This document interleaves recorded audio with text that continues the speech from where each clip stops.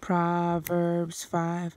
My son, attend unto my wisdom, and bow thine ear to my understanding, that thou mayest regard discretion, and that thy lips may keep knowledge.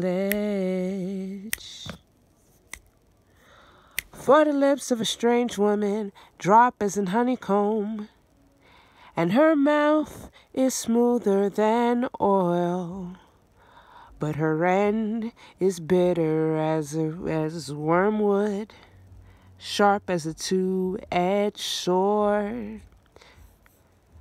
Her feet go down to death, her steps take hold on hell, lest thou shouldest ponder the path of life.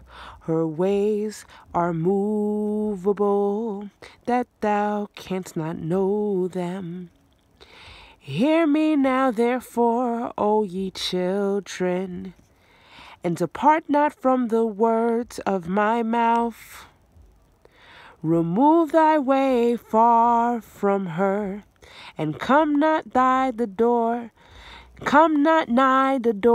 of her house, lest thou give thine honor unto others, and thy years unto the cruel, lest strangers be filled with thy wealth, and thy labors be in the house of a stranger.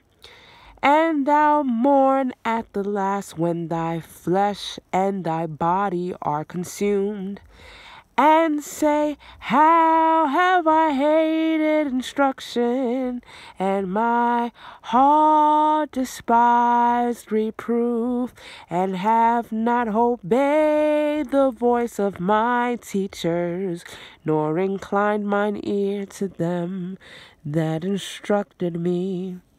I was almost in all evil in the midst of the congregation and assembly. Drink waters out of thine own cistern, and running waters out of thine own well.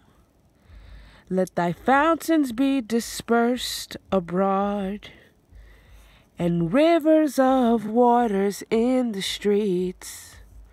Let them be only thine own, and not strangers with thee. Let thy fountain be blessed, and rejoice with the wife of thy youth. Let her be as the loving hind and pleasant roe. Let her breast satisfy thee at all times, and be thou ravished always with her love. And why wilt thou, my son, be ravished with a strange woman, and embrace the bosom of a stranger? For the ways of man are before the eyes of the Lord, and he pondereth all his goings. His own iniquity shall take the wicked himself, and he shall be holden with the cords of his sins.